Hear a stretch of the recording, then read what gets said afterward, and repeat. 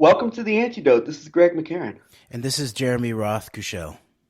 Well, Jeremy, today as we record, it is Monday, November 5th. We are one day prior to the biggest and most crucial election of our lifetimes, as everybody continues to tell us, no matter who you're listening to, no matter what you're watching, no matter who you follow on social media, everybody's telling us this is the biggest election in our history, which is kind of ironic because we are 3 days removed from the second anniversary of what we've come to call the 11/9, the events of 11/9, the 11/9 operation. I don't know if you, however you want to call it that. Of course, the fateful day when it was indeed the morning. Of course, it was the morning of November 9th that Donald Trump was officially declared the president of the United States. And we've, of course, done an entire series giving our feelings on why 11/9 was so important and should be looked at in a very as a very important date in our history for, I think, for very different reasons than a lot of other people would give. You can go and listen to our series of shows we've done on from 9/11 to 11/9, and I think we're going to follow up on that. I think we still have some more following up we want to do in the not so distant future regarding that topic. But Jeremy, this is the most important election in our history, and I would say, I'm going to talk about this a little more in a little bit, but just my level of, you were kind of pointing out just my level of disenchantment when it comes to elections and the voting process and being within the system. And a large part of that has to do with my disappointment with the way the Ron Paul campaign turned out. And now, 6 years later, we've kind of come full circle from the, I guess what you call the Ron Paul revolution, which, as good as it was in so many ways, I think, in alerting people to a lot of problems with their government and with the falsehood of so much of this system we live in a lot of ways, it had set the stage for what we're seeing now, where I think we're seeing the worst excesses of particularly the right wing of American society and also globally coming out and rearing its ugly head we're starting to see the fruits of the tree, so to speak, of the Donald Trump revolution and the Make America Great Again and all this. And of course, one thing that Ron Paul did was galvanize millions of young people, particularly, to sign up and vote Republican. And now we've seen where the most ardent backers of Ron Paul, people such as Alex Jones, have now completely steered their audiences into supporting the most extreme, the worst elements of the extreme right wing of our society that, of course, is completely in bed with the criminal government in Israel and also with a lot of other very disgustingly authoritarian regimes around the world, all culminating, it seems, out of this international clique of largely Zionist mafia business figures that have been crucial, instrumental in the careers of Donald Trump, as well as Vladimir Putin, and even someone like Viktor Orban in Hungary, as well as the rise of the extreme right wing in Israel, which I think so many of these political movements in the West, here in the U.S., obviously, are modeling themselves after. So this is very much was a turning point. We're seeing now the follow up to this 2 years later with the most important election in U.S. history, as everybody's calling it. And we're being told to either vote red or vote blue or whatnot. And for me, I've expressed just how jaded and my displeasure with just disenchantment with the political system in general, and just how frustrating, just how little belief I have in any type of change coming in from the system. And, we had a chance to talk about this a little bit last night, but I'm to the point to where I'm not a believer in lesser evils, but I look at it at this point as just, and I'm not telling anybody to go vote blue, vote for generic Democrats as the response to what we're seeing here with the obvious uglier elements of the Trump movement. But I mean, at this point in time, I'm just we're in such a terrible state, particularly look at the state of alternative media and what's being put out by so much of what would pass as being more conspiracy oriented, more in the past as more truthful minded analysts. And the information that's going out is just nothing but this red wave and vote Republican, because people even have such beliefs that We've got to vote for the Republican criminals. We've got to vote for the worst elements of what the George W. Bush presidency represented, just to bring in, as well as the worst elements of the right-wing extremism in Israel, so we can stop the evil liberals from taking over. And some people even believe, if you listen to channels like SGT Report, that a red wave is crucial to rounding up the criminals and throwing them in Guantanamo Bay, which I was led to believe would be closed a decade ago. So at this point in time, I'm just very disenchanted with the system in general. I don't look at any type of anything coming from, the Democratic Party as being any type of solution. But I'm very, very worried and very concerned, and quite frankly, I'm horrified in a lot of ways at just what the just this extreme right wing, you could call it, takeover of this government, and the possibility of having this election here. You can have all of these major branches of government with Kavanaugh in the Supreme Court and what he represents with the worst extremes of the Bush administration, as well as being a mouthpiece in a lot of ways, it seems like, for this same type of international criminal mob network that people like Donald Trump represent at some level.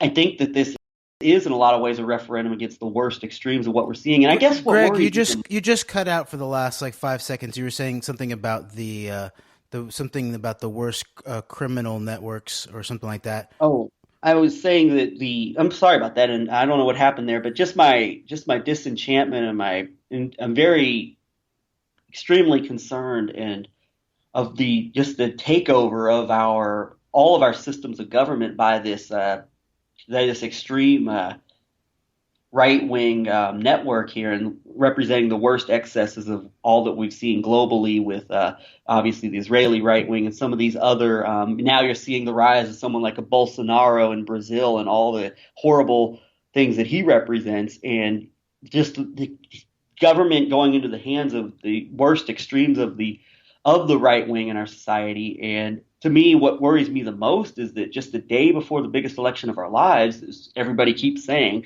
people, all you hear from the alternative media, all you hear from these people that used to be at some level reliable for some type of truth at some level, like Alex Jones, the people who should be warning us the loudest and speaking the loudest in opposition to this, you might call it a hostile takeover of our system, of our society, they're the ones that are cheerleading it the loudest, and that to me, quite frankly, is very disturbing. I know you've got a lot of thoughts on this election and where exactly, you think our minds should be, and what we should watch out for, and just kind of the state of our society going into this. So I'll give you the floor now.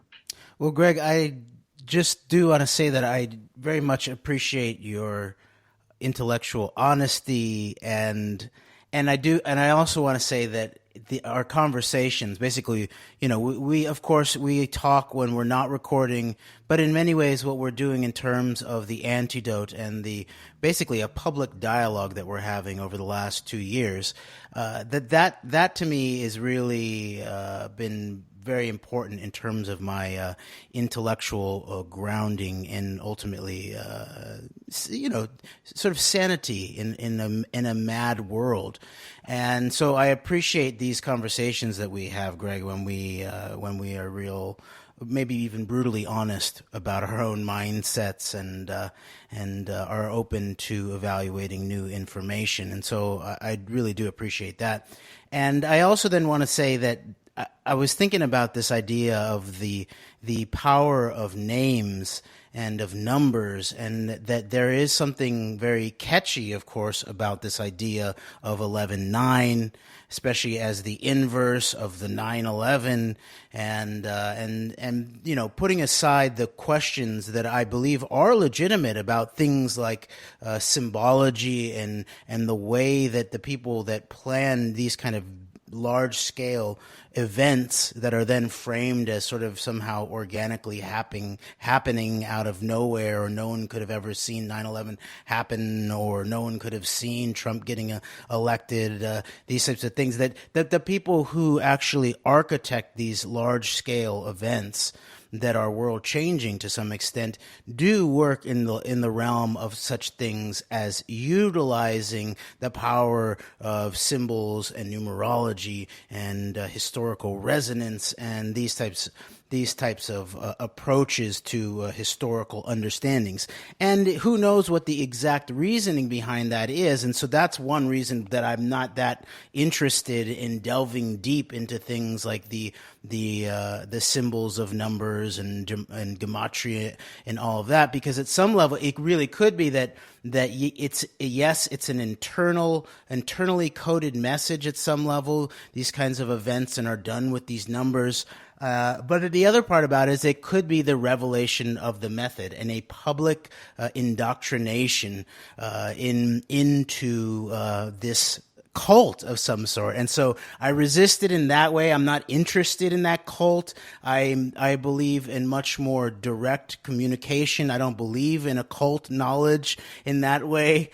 So I resisted in that way. And then the other side of it is that I resisted because that it also might be that it's bait in some way to make this whole realm of actual hardcore political analysis of mass crimes, history into something that looks like it was out of some schlocky Hollywood movie with, some guy connecting all the dots on his wall, and this is the same number as that word, and so there is an aspect of it that at the very least paints it with the brush of giving it the woo woo or occult factor, which doesn't mean that it's not that there's not something there.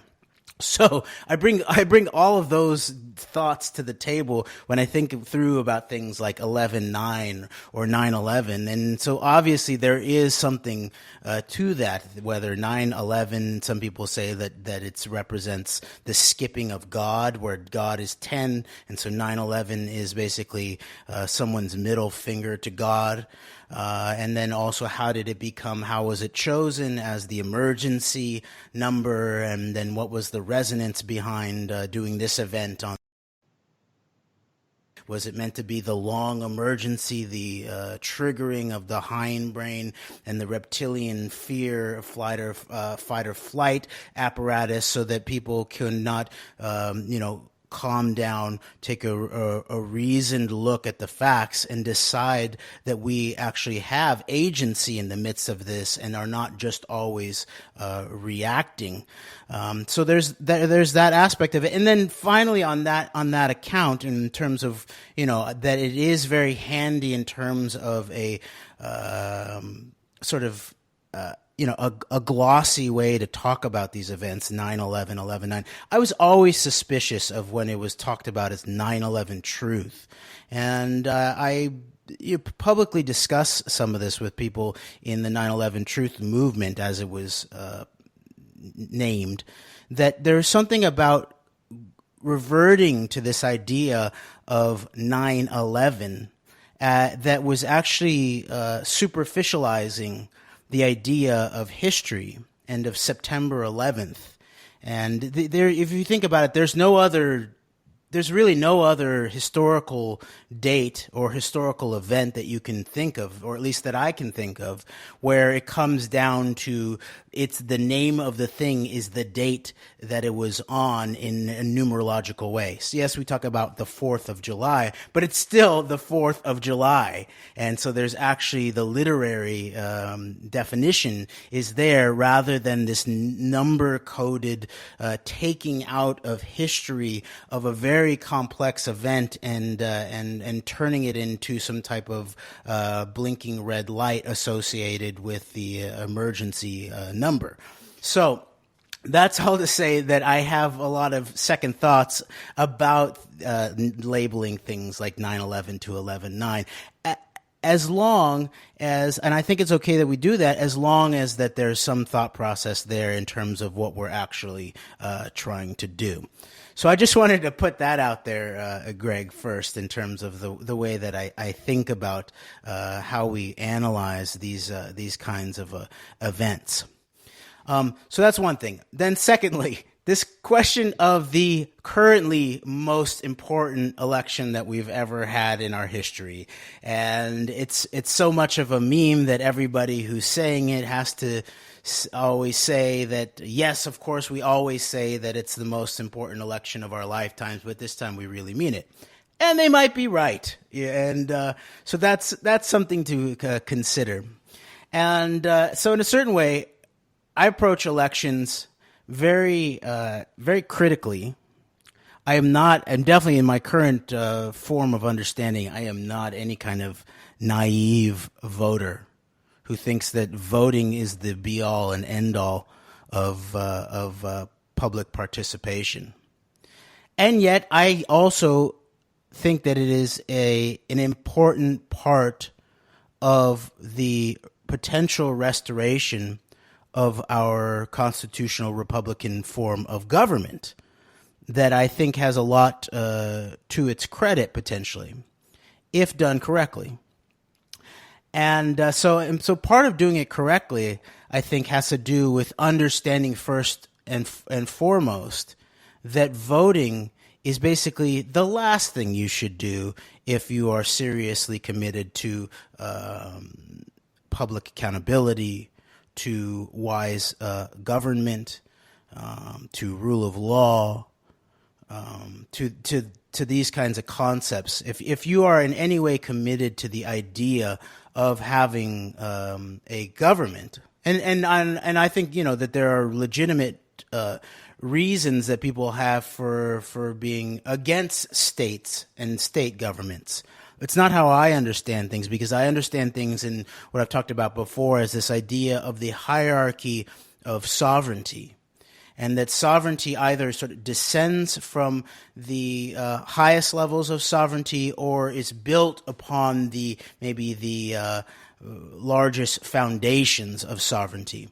And in the way that I perceive it is that if you have the commons on the bottom, and the commons represent all of the commons, not just what we usually have thought about in commons in terms of the English tradition of certain lands that everybody had access to. And of course, there's that whole intellectual background of the idea of the enclosure of the commons, or the tragedy of the commons, when certain interests, property holding interests, took over the common lands that multiple people used, or this problem of what's maybe in economics is called the externalization of cost, where basically if corporations are not having to factor in the actual cost of pollution, of toxifying waters and land and air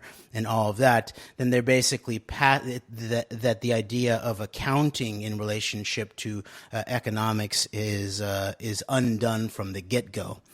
So that's sort of on the bottom there, this idea of the commons, but in a big way, not just the land as commons, in terms of things like the water and the air and those things that no matter what, no matter how much power an apparatus or corporation, a government or a private individual has, they can't sequester these big spaces, or these big areas of resources, such as the idea of the air, or the idea of the water, or the total idea of the land.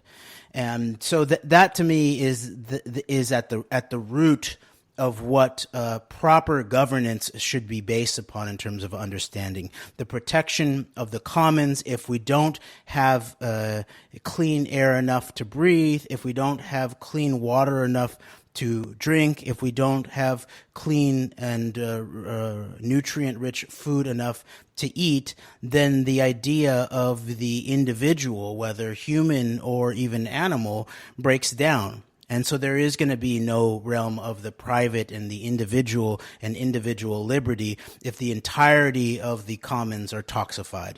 And the commons also then represent the idea not only of this visible commons that includes land, water, air, and all of that, but also the invisible commons that I believe in some way are much more human. And that represents areas such as understanding, wisdom, even language. But you can even imagine it in certain concepts as like the airwaves, which actually in American jurisprudence, this idea that the airwaves at some level actually do belong to the people, we the people, and in some way that stands in for the totality of the commons and us as the holders or the protectors of the commons. And so when for example, a corporate TV station gets access to the airwaves, they're actually leasing it from the commons that we, the people, are the proper defenders and inheritors of those resources. Okay. So then on top of that basic jurisdiction of the commons, if we don't have our basic commons in place, then we don't even have the possibility for individual life, let alone private rights. On top of that is then built the realm of the private individual. And so in certain ways, you can think about this as the concept of the natural rights, right? The natural rights. The commons is the natural, inherited, or inherent, God-given, some might hold, rights of the many or the all in the case of the commons, and then the natural, inherent, or God-given rights of the individual in terms of the private. And many times the private is confused with the corporate. And they're very different. In fact, I would say that the corporate is at the very end of the chain, or the bottom in terms of power. Has the least delegated power of all of these categories. So the private individual, we as a private individual have the right of self-defense, have the right to things like access to the commons, for example. And then this is also what's prescribed in our constitutional Republican form of government in relationship to things about the Bill of Rights as protecting the individual's rights from the potential overreaching or tyranny of the state and or others. Okay, so there's that. And then the second tier of all of this is then we, the people, or private individuals, then come together to create a government that represents the idea of the public sector. And so now we're down out of the realm of natural rights, inherited rights, God-given rights, and we're much more in the human-created realm. It doesn't mean that it doesn't have a reality or existence, but that it's artificed to some extent. It's an art piece of some sort. It's not like the water. It's more like words or language in some way. And so what you would say is that the public is the legal rights of the many. So, for example, there's multiple different national governments on the planet, and so one national government doesn't represent the legal rights of all. Each national government represents the legal rights of the many, or of all of their citizens, as you might say. So there's that. And so that is where this realm between the private and the public comes in the realm of government, right? We, the people, the private individuals, choose who is going to be at the helm and take the reins of guidance or power in relationship to the public sector. And so that's where voting is in relationship between the private sphere and the public sphere. And then finally, underneath that, or at the end of this long chain of hierarchy of delegated sovereign power, as we might say it, is the corporate sector, which in many ways represents the legal rights of the one, or the legal rights of the individual. And of course, that's what corporation really means. It means body, so it represents an entity, a singular entity that represents the work of a group of individuals, but that it's instantiated by written law, by legality. Rather than by natural, inherent, or God-given rights. And this, of course, can easily be seen both in terms of law and history, in that the corporations come out of state charters that's talked about before, that, this idea of the Delaware Corporation comes out of the history that corporations have to have a charter.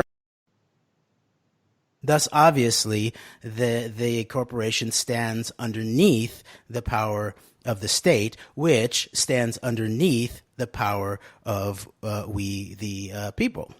Okay, so that also means that things like the corporations do not have the same amount of rights as the private individuals. And often these two categories of the private and the corporate, both representing the rights of a one or an individual, are often confused. Okay. I'm sorry for that long-winded, answer, but this is the way that I actually consider politics and what things like voting mean. So when you put it in that kind of format, you can see that the nature of living a committed life as an individual goes way beyond just this negotiation between the realm of the private and the public that happens every 2 or 4 years. Okay. And then one last thing in terms of just the concept of elections is that as I've learned more and more about the way that elections are undone, and especially the ways that election fraud is used to steal elections, and especially close elections, then whenever we're heading into an election, that becomes first and foremost to me in terms of, talking to people about it, making people aware of it, because at some level, if you can't actually verify that your votes are going to be counted accurately, then the whole thing just becomes some type of empty gesture of some sort where someone else is actually deciding what happens. But there's enough evidence out there that can only be effectively done when things are much closer. And I would just point people to the Stolen Election 2016 panel that I helped moderate at No Lies Radio from a few weeks back with Jonathan Simon, Mark Crispin Miller, and Robert Fitrakis, that really went into a lot about the background of election fraud and how it might have related to 2016. Yeah, and I'm glad you broke all that down. You're giving a very, I think, very well put out memorandum, just reminder on why these why these things are important and why they do matter in terms of our overall, our bigger, much more important bigger relationship we have with things in general, the general structure of how things are. And you are right. Voting is very much like should not be one of our bigger priorities. And of course, there's a lot of people that could say it's your biggest priority. There's nothing more important you can do and vote. Well, I could probably think of 100 things I could do that are more important that are to voting that would actually do more for our society. But on that note, I guess you tapped into something there a little bit right there at the end when you talked about just the idea of stolen elections. And really, I think that's where the root of my disenchantment comes from, is that I just don't believe that we have any choices in this system and that there is no way to really change this system through any type of political structure. We were talking among ourselves privately. Maybe that's a desired reaction that people want us to have, that we don't have any type of optimism or hope that the institutions that were put in place for us, for better or for worse, can actually be changed for the better at some level. And I mean, I just look at this election, and it's a combination of what I talked about earlier, the worst elements of the most extreme right wing. You've described them as fascist-like types of individuals, movements, governments are just taking power throughout the world. And of course, here in the U.S., this has effectively happened here with Trump and also the rise of the Trump Republicans, which as bad as the previous generation of what we talked about, what we've described as the paleo neocons with the Bush administration represented, even though there was a lot of overlap between the worst elements of a lot of the even more extreme neocon pro-Israel elements of the Bush administration with the current Trump administration, and all that has come out of this Trump movement, I see just representing the absolute worst of our society in so many ways. But on the other hand, you've got the legacy media, the same media that has been behind this liberal world order, as they call it, that's been in power, that has caused so much destruction and havoc around the world in the name of U.S. global hegemony. And you see that these are the people that are promoting the other side, the the resistance, so to speak, the opposition to this extreme right wing faction that's taking over our society. And it's very hard for me to have any type of optimism or any type of hope that anything in any way, shape, or form could be changed by going in and pushing a button on a box or writing in a name. And it's maybe I'm just too jaded here, and I just don't know. I'm kind of speaking from the heart here because I'm just very, I'm not sure how to react to my disenchantment with this whole thing. Yeah, well, I'm glad you brought that up too about this idea of what we were talking about before. That is, it seems very possible that one of the motivations behind this kind of chaos warfare, psychological warfare, whether it's domestically oriented information operations out of intelligence organizations here, or whether it's something like strategic affairs, which is out of Israel, very much having to do with perception management worldwide, or this idea of active measures in terms of Russian intelligence, that all these kinds of information warfare, at some level, it's very possible that one of the reasons for them is not only to promote disinformation or to promote some type of either black or gray propaganda, where it's about deception, but also potentially where it's about throwing so much confusion, so much sort of gaslighting, even you might say, of like saying one thing while it's obvious the reality is the opposite or something else. That the repetition of the idea of confusion and of multiplicity of narratives, and think through things like the idea of cognitive infiltration that was put publicly forth by Cass Sunstein, this idea of spreading cognitive diversity. I think they called it, I think it was the way he called it, or intellectual diversity. So this idea of multiple narratives and lots of narratives. And then I have noticed the way that it basically gets to a situation where two things are very, very plain, is that it's basically, well, I guess we'll never know. That was the line I always associated with the CIA characters when I would ask them about September 11th and like, when are we going to, obviously any kind of cover up of the September 11th operation being that it was declared an act of war, and obviously warfare activities are ongoing based on the interpretation of it. It's obviously defined under Article 3, Section 3 of the Constitution as treason. Thus, we need some type of investigation into this ongoing treason, and we ultimately need treason trials. And whenever I would get responses of like, well, that's a valid question, but I guess we'll never know, I always associated that whole line of I guess we'll never know as very much at the core of things like psychological warfare and information operations, of basically almost like a historical smokescreen in a way, where it's sort of like there's a lot of like smoke going out behind the car that's actually moving, and you're trying to catch the criminals, and they're just sort of putting up a lot of smoke behind, and know who or what it is, it's too late and they've escaped the scene, or something like that. But then the other side of it has to do with encouraging an idea that we are not really in the game, that the people who are doing these high level criminal plannings are sort of superhuman and are beyond our power, and that really no matter what we do, it doesn't matter.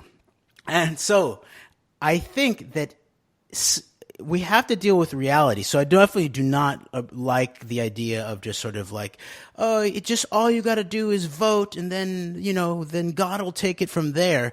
No. And I also associate that whole scenario with certain people on the left, like Chris Hedges, where he sort of does his criticism of our situation, and he doesn't say we need a viable strategy to deal with the reality that we're facing. No, he says all we have to do is do acts of resistance. and that's all we can do. No, that is not all we can do. That's not I'd just all. throw in there that as flawed and as lacking as that commentary is, it still has a lot more basis in reality, in my view, than those of us who are trying to say we got to vote red to do all these so that Trump can finally drain the swamp. I think it has much. I just have to throw that in there. Well, definitely in terms of hard-nosed political analysis, historical analysis, it definitely puts you closer to an analysis of your actual realistic situation than trust the plan, send out hashtags about some anonymous plan, and then yes, go vote red. Where we go one, we go all. As long as we push the hacked voting But machine on for the other red. hand, and I'd throw this at you as well, and I hope I didn't cut you off in mid thought or anything. But I'd also throw this in there on the other side, though, and this is where part of my disenchantment comes from, is that, and I think a lot of this does play into what you're talking about here with these themes of psychological warfare and multiple confusing narratives and inversion of reality, which I think is something that all sides of what we're talking about here really depend on as a means of fulfilling agendas in a lot of ways. But on the other side of that, we're being told that our hope for the resistance to this agenda is basically to trust the same, is just to, basically we've got to trust those who have been purveyors of this system for so long that have brought us in a lot of ways into this situation where the inverse, the opposite extreme of just this right wing extremism exemplified through Trump and so many others throughout the world, that our solution, we have to go back to trusting in these institutions once again. So I mean, I think that is a big part of it, and I think you're onto something here by describing just the inversion of reality and the false realities that have been put in place by so many of these what kinds of warfare you were talking about here. And so once, that's another area of my disenchantment here, is that basically, and I think this is what I was saying when I spoke before, is that it's just basically we've got a choice between this extreme onset of this extreme faction basically taking over our government versus those who are telling us to rely on the same institutions that basically made it more palatable to the public for this type of extremism to rise up as the solution to it. Yes, and I do think that there is something to be said for that. We need a combination of these two qualities if we're to actually have a serious conversation about where we are and what we do. And those are the two categories. Where are we? So meaning an analysis of reality.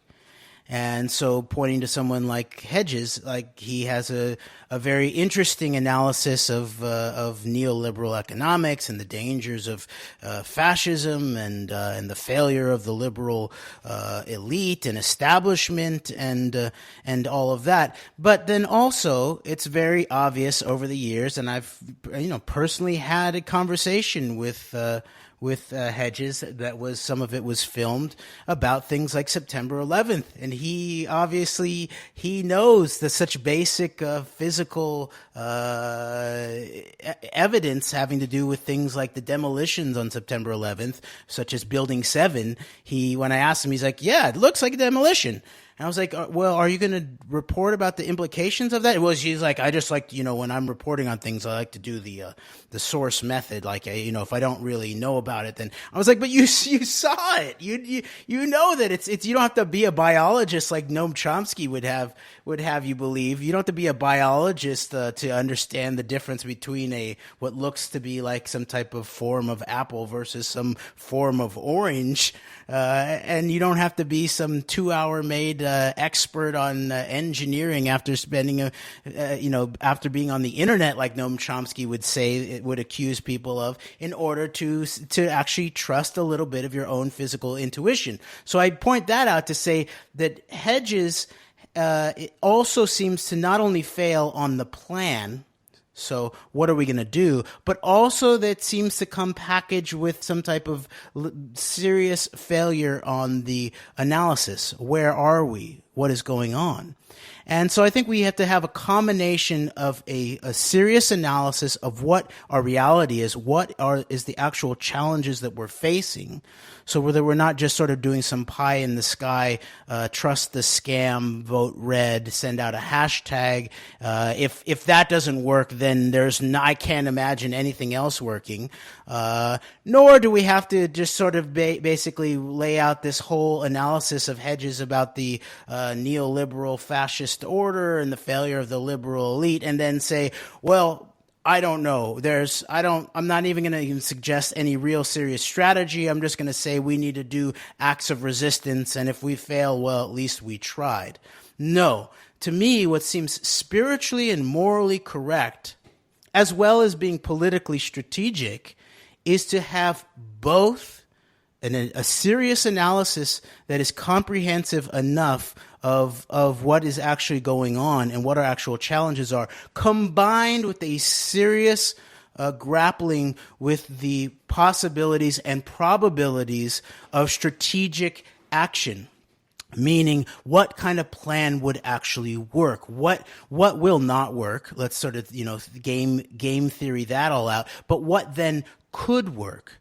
And not that we know that it will work, but what could work, and then how could we go and do that? Okay, so that's the way I think about it. So going back to things like elections, there is some aspect of when Noam Chomsky does his every 2 year or every 4 year sort of shaming of of what may be called principled voters, by saying that voting is not about about morality, about who you think is the most moral person, nor is it in a popularity contest. It's about realpolitik. You make your choices in full knowledge of the limitations of your choices. And I believe there's something to that.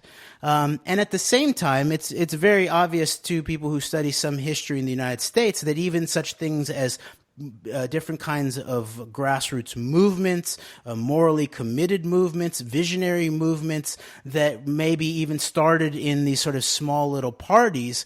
Ultimately, even the Republican Party started like that, I believe. It was sort of a third party, right, of its time. And I'm sure there were people who were saying, do not vote for the Republican Party, you'll be throwing away your vote. And maybe it was true in some circumstances. But you also see that the idea of principles, commitment to principles over the long term, maybe not in this election, but over the long term, is the type of thing that actually advances, positive political progress, I would say. So I just want to just break down very quickly the way that I might think through something like this election. And I'm completely agreed with you, Greg, in that I see no hope in either one of these major parties at this point over the long haul.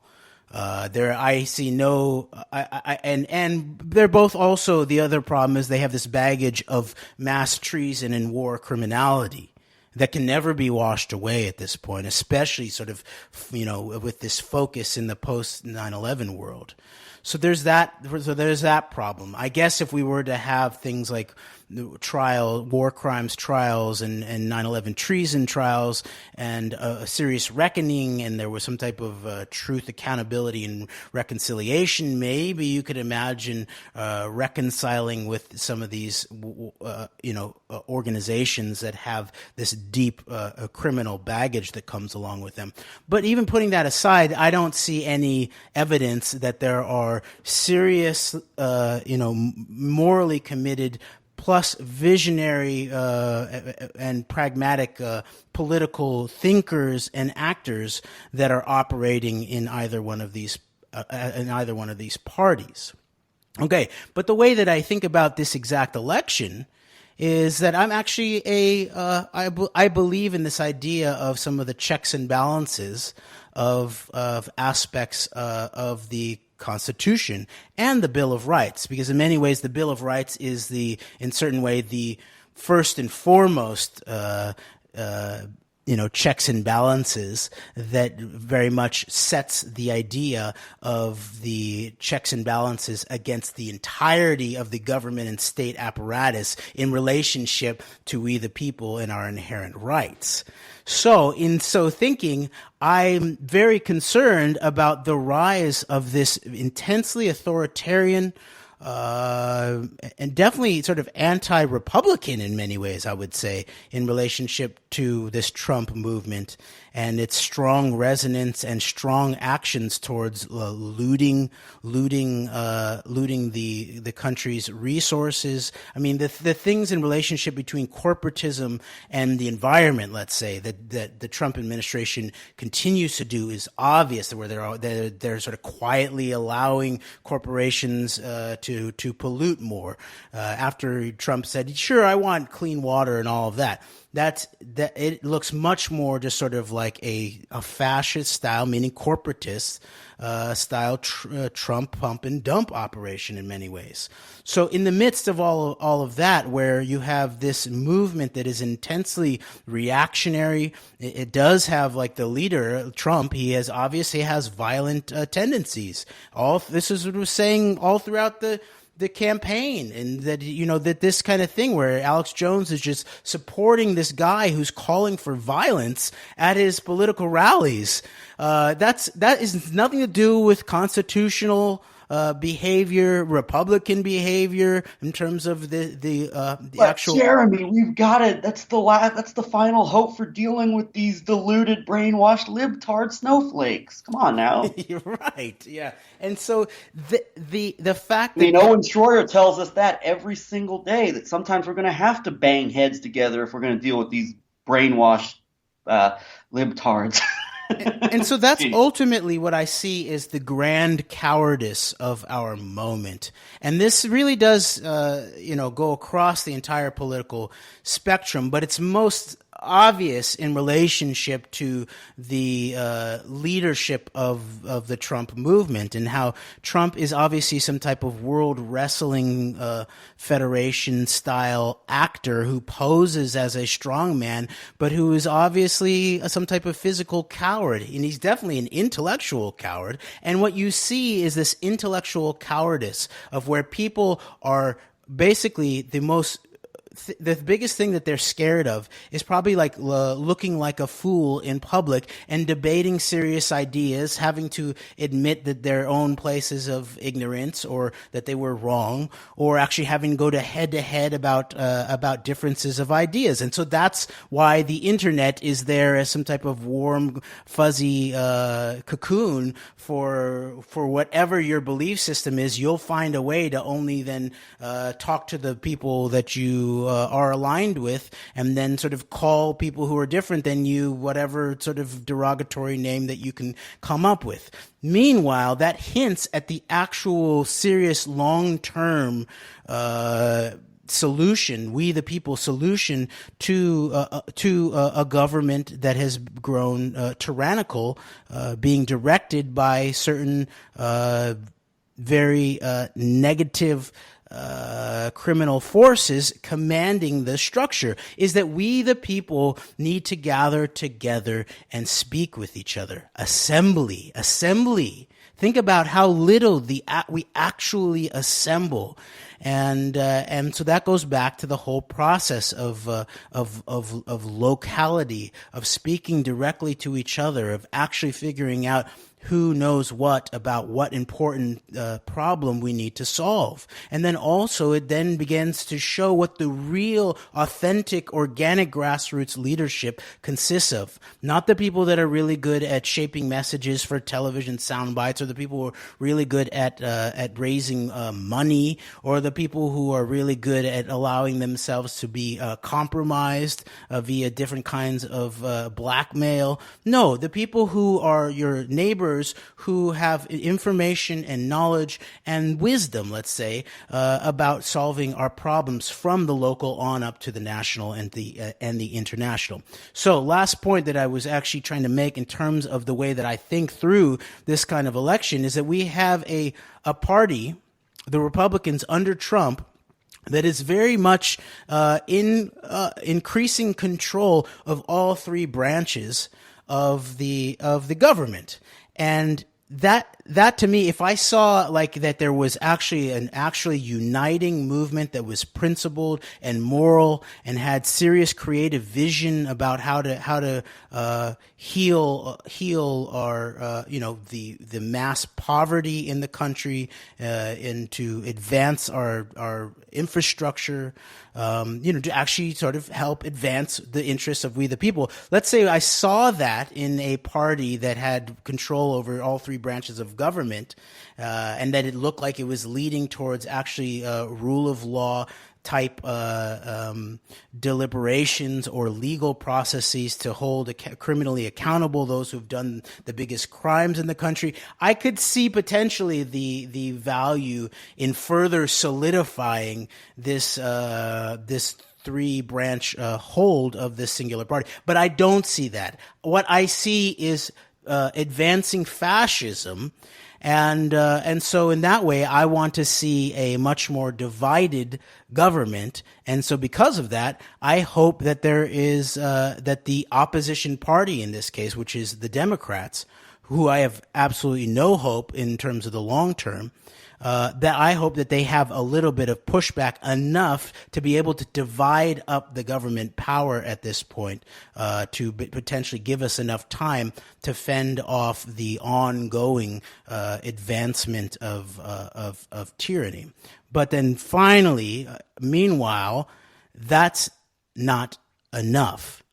And so we need to get organized politically in a way that transcends these kind of divide and conquer partisan politics. It doesn't mean we need to reject everybody who continues to be associated with a party or work within a party, but we need to create a nonpartisan movement that is based on a serious where we go one, we go all thinking, not vote red or vote blue, that kind of where we go one, we go all Republicans, or where we go one, we go all Democrats or whatever. No, where we go one, we go all Americans. And where we go one, we go all humanity, ultimately. And so let's really focus from now on into the future about what are the types of thinking, political thinking, the analysis of reality, and then ultimately the kind of strategic political action that will get us where we need to go. Yeah, hey, thank you for breaking that down. I could not agree more. We've got to start, and I totally respect and understand your rationalizing there as far as the quote unquote election goes, and I do, and I want to close this out by, I think this is a topic we're going to revisit here in the very near future, and something that one of the more disturbing aspects, and this goes hand in hand with alt media promoting people who are supposed to, at least on the surface, be the watchdogs against this type of criminality and extreme and the real warning against these type of extremities taking over our society, is the weaponization of conspiracies, which we've seen so prevalent in this 2018 election campaign, and obviously it was a big factor in 2016. It will, I'm sure, in 2020. And this is something we've analyzed as going back in conspiracy culture, very much having a right wing bent to it, going all the way back to the days of like the John Birch Society and all that represented.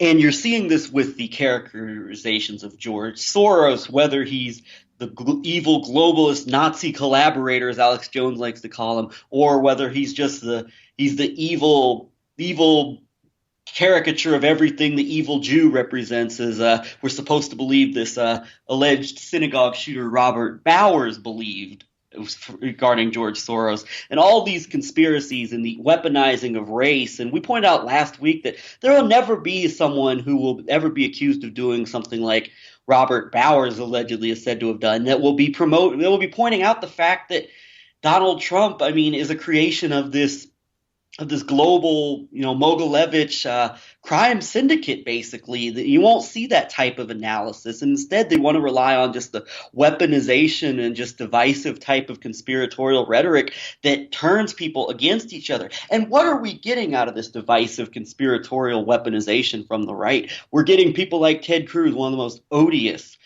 if you want to talk about swamp creatures, one of the most odious individuals you will ever encounter. And it's to the point to where Alex Jones is running around interviewing a pile of feces, actually screaming at a pile of feces, claiming it's Ted Cruz's opponent. We've got people like this Ron DeSantis, this Zionist extremist who was the top congressional proponent for moving the embassy to Jerusalem, but because he's running for governor of Florida against a black man, and there's part of the weaponization right there, a black man who has been sympathetic or perhaps has had affiliations with groups that are sympathetic to the plight of the Palestinians. These are the kind of people we're being told to vote for. Or this Chris Kobach, who has shown a complete willingness to go along with Karl Rove, Ken Blackwell style election rigging and outright stealing techniques that we found back in 2004 by the most extreme elements of the Bush administration that are now prevalent within the Trump administration and the Trump movement. So I won't very much one of the other major concerns I have with this is this weaponization of conspiracy culture, which has been going on for decades,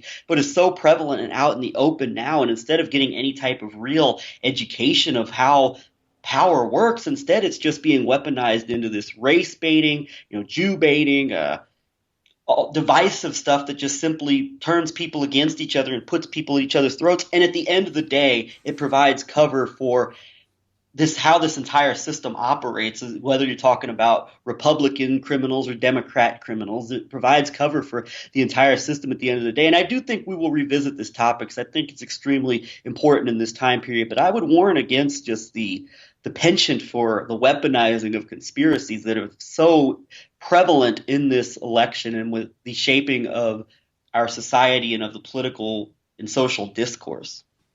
Yeah, thank you for saying that, because I do think that the two biggest threats in some way to the possibility of having a culture that can hang together enough to actually solve our problems is, one, this weaponization of thought that plays itself out most blatantly and most intensely in relationship to this weaponization of conspiracy, the conspiracy theory culture.